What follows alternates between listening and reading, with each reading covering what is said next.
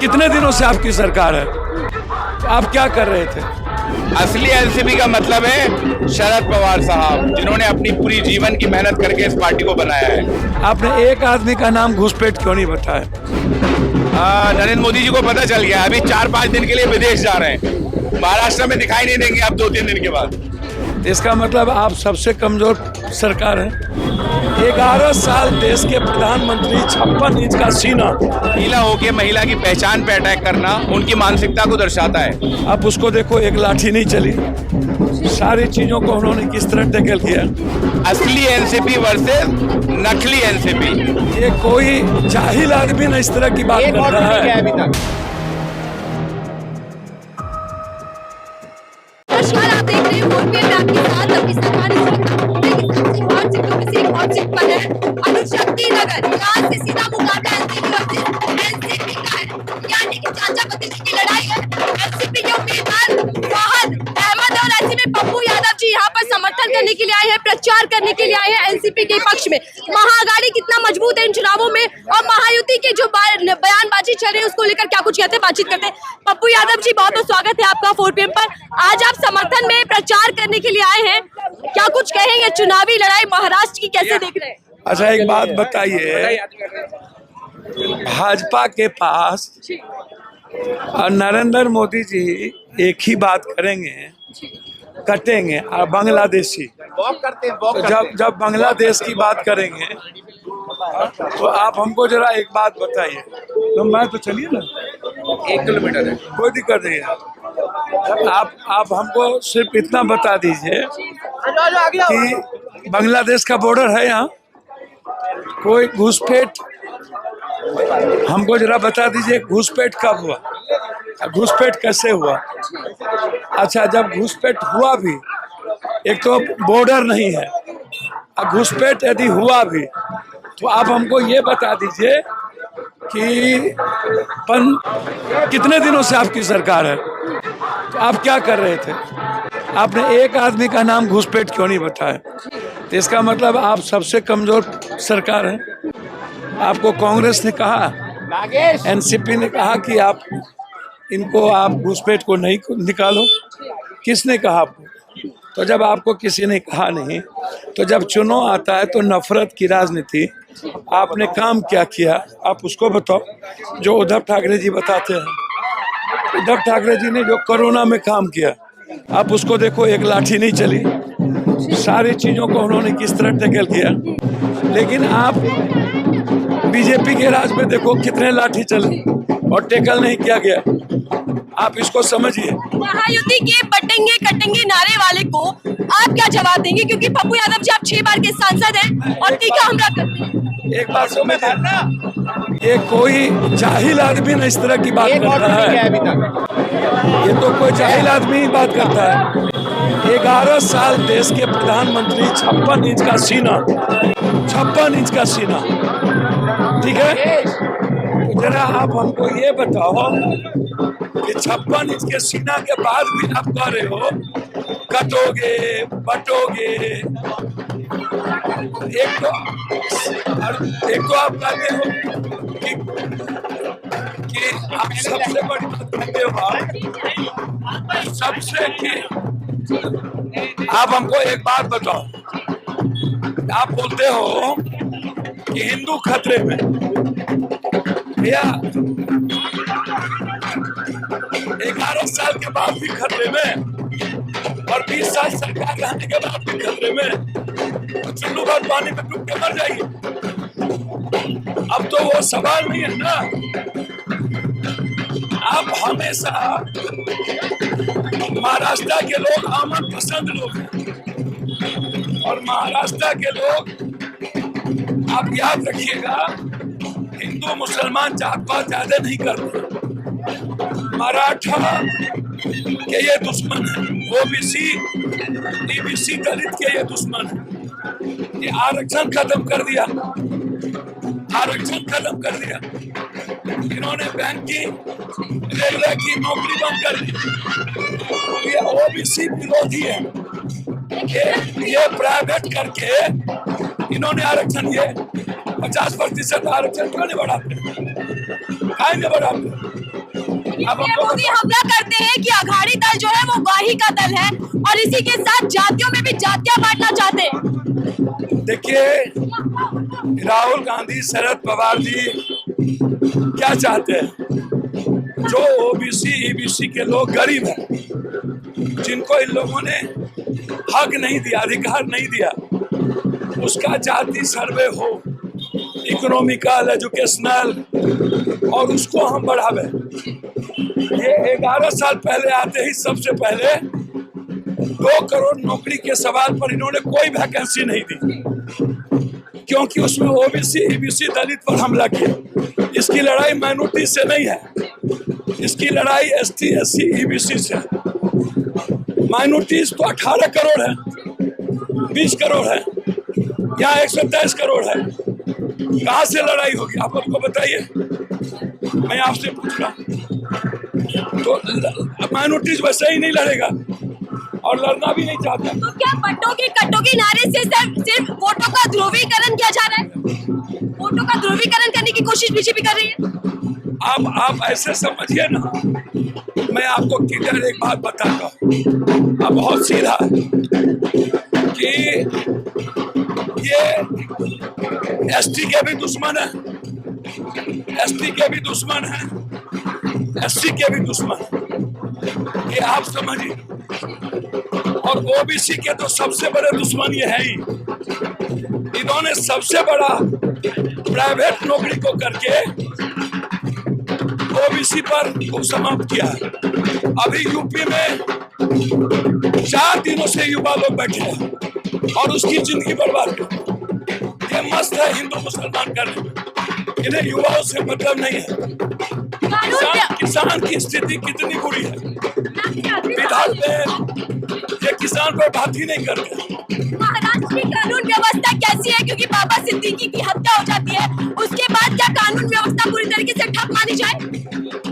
भैया, ये स्थिति वही है जब कभी बॉम्बे में बीजेपी की सरकार बहुत पहले थी, जब पूरा का पूरा बॉम्बे की स्थिति खराब थी, उससे भी बदतर स्थिति कानून की अब हो रही है और अपराधियों का मनोबल बढ़ा हुआ। आप इसको समझिए। जी सर। कानून की स्थिति बहुत बुरी है। कानून व्यवस्था भी बड़ा मुद्दा और ऐसे में फहद अहमद जी हमारे साथ है जो प्रचार कर रहे हैं। आप देख सकते हैं बेहद कम समय बचा और यहाँ लड़ाई एनसीपी वर्सेस एनसीपी है। क्या कुछ कहेंगे, प्रचार कैसा चल रहा है लोगों के भीतर? असली एनसीपी वर्सेस नकली एनसीपी। असली एनसीपी का मतलब है शरद पवार साहब, जिन्होंने अपनी पूरी जीवन की मेहनत करके इस पार्टी को बनाया है। देखिए, प्रचार में लोगों का समर्थन मिल रहा है। पिछले 10, 12, 15 सालों में नवाब मलिक ने अपने आप को नवाब समझा और कुर्ला में बड़े बड़े प्राइवेट स्कूल बनवाए, लेकिन यहाँ एक स्कूल नहीं बनवाया, एक लाइब्रेरी नहीं बनवाई। तो मुझे लगता है अब उनको अपनी हार देखते वो पतली गली से दूसरी विधानसभा में निकल गए और उन्हें लगा अणुशक्ति नगर खिलौना है और वो अपनी बेटी को देके चले गए। लेकिन फहद जी, आपकी लड़ाई जो है वो सना मलिक से है या फिर महायुति से सीधे तौर पर? मेरी लड़ाई बीजेपी से है, विचारधारा से है। अगर सना मलिक जीती तो मुख्यमंत्री बीजेपी का बनेगा उनके वोट से, मैं जीता तो मेरे वोट से मुख्यमंत्री बनेगा महाविकास आघाड़ी का। लेकिन जो लड़ाई देखने को मिल रही है महायुति वर्सेस महाआघाड़ी, महायुति एक नारे को बार बार कर रही है, बटोगे तो कटोगे, एक रहेंगे तो सिर्फ रहेंगे। इस नारे को लेकर क्या समझ में आ रहा है, क्या जवाब है आपका? अगर इस देश का हिंदू मुसलमान बटेगा तो भारतीय जनता पार्टी वाले इस देश को काट देंगे। तो हिंदू और मुसलमान जब एक रहेगा तो ये देश एक रहेगा। तो बिल्कुल नहीं बंटना है हिंदू और मुसलमान को। लेकिन क्या बीजेपी इसी सहारे वोट पाना चाहती है, ऐसे ध्रुवीकरण की राजनीति करके? और क्या है उनके पास, और क्या है उनके पास? भ्रष्टाचार करते हैं। नवाब मलिक ने यहाँ 8 करोड़ रुपए, 10 करोड़ रुपए कब्रिस्तानों का अलॉट करा के उसे 5 रुपए भी नहीं लगाए। यहाँ पर जो उन्होंने जिस तरह का भ्रष्टाचार किया है, तो जाहिर सी बात है उनके पास कुछ और बचा नहीं है। आपके विरोधी सना मलिक जी कह रही है कि नवाब मलिक की बेटी होना बेहतर है एक एक्टर के पति से। तो जो निजी हमले आप पर हो रहे हैं, इसका जवाब आप क्या देंगे? देखिए, ऐसा है, एक महिला होके महिला की पहचान पे अटैक करना उनकी मानसिकता को दर्शाता है। अगर वो एक सशक्त महिला से डर रही हैं और जो खुद को सशक्त बोलती हैं, तो ये बड़ा कोऑर्डिनेटिंग है। I am proud to be husband of Swara Bhaskar. We are friends. तुम्हारे फादर ने घुटने टेक दिए बीजेपी के सामने और वॉशिंग मशीन में धुलने चले गए। हमने अपने करियर दांव पे लगाए। मैंने डिग्री वापस कर दी दलितों की लड़ाई लड़ते हुए। स्वरा ने अपना एक्टिंग करियर दांव पे लगा दिया। हम लोग झुकने डरने वाले नहीं है, कोई कुछ भी बोले। पहली बार आप चुनाव लड़ रहे हैं, वो भी बेहद हॉट सीट से। कैसा लग रहा है? चुनावी मैदान आसान है या चैलेंज बहुत ज्यादा है? देखिए, मैं तो वो व्यक्ति हूँ जो एक एप्लीकेशन भी लिखता है, उसको चैलेंजिंग मानता है। तो चुनाव है, चुनाव को चुनाव की तरह पूरी मजबूती से लड़ना है। आरक्षण मुद्दा हो गया, संविधान मुद्दा जो महाआघाड़ी के दल उठा रहे हैं, इसी के साथ जातीय जनगणना। लेकिन महायुति के जो लोग हैं वो लगातार इसी नारे पर जोर दे रहे हैं।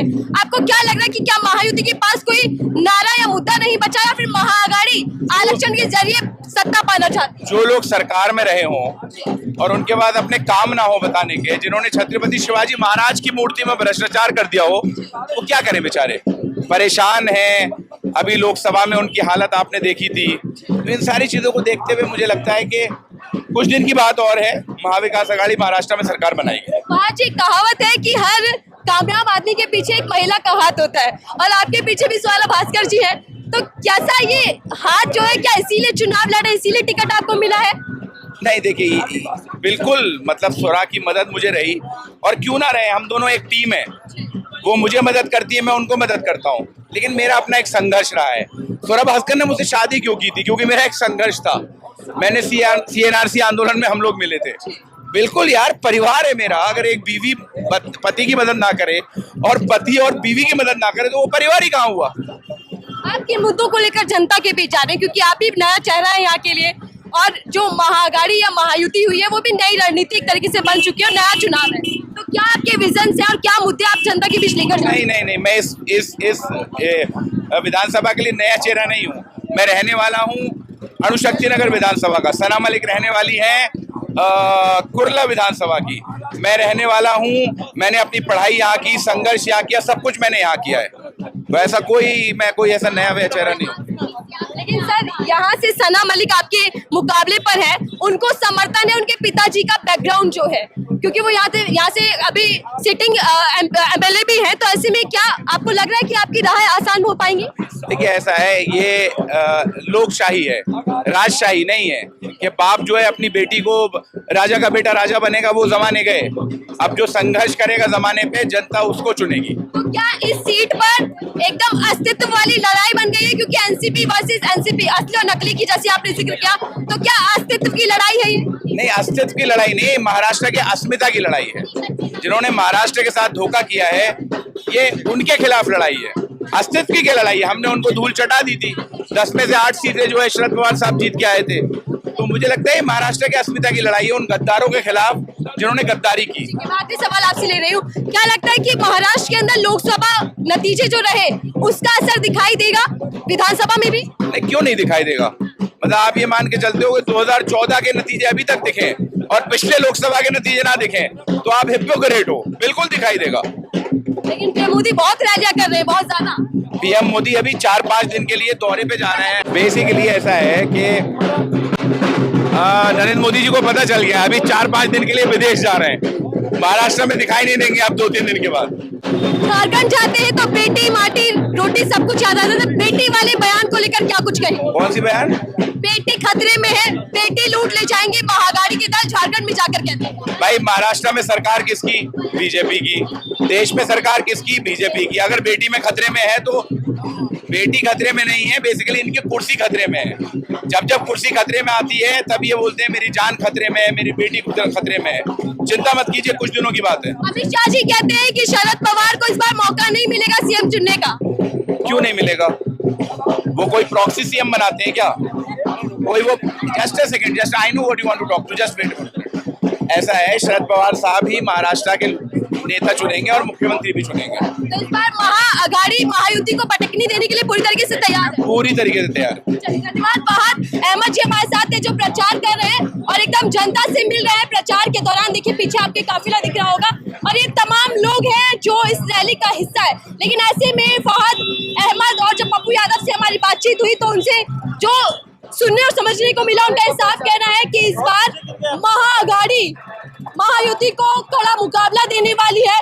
मुद्दों पर चुनाव होगा। जैसा पप्पू यादव ने कहा कि क्या बीजेपी के पास कोई मुद्दा नहीं बचा, कानून व्यवस्था से लेकर कई मुद्दे ऐसे हैं जिन पर महाअघाड़ी चुनाव लड़ रहा है। देखते हैं कि क्या कुछ होता है जब फहद अहमद के समर्थन में उनके लिए प्रचार करने पप्पू यादव उतरे हैं। तो क्या अणुशक्ति नगर की सीट और ज्यादा दिलचस्प हो गई और क्या होगा यहाँ का नतीजा देखना होगा। फिलहाल के लिए दीजिए यार।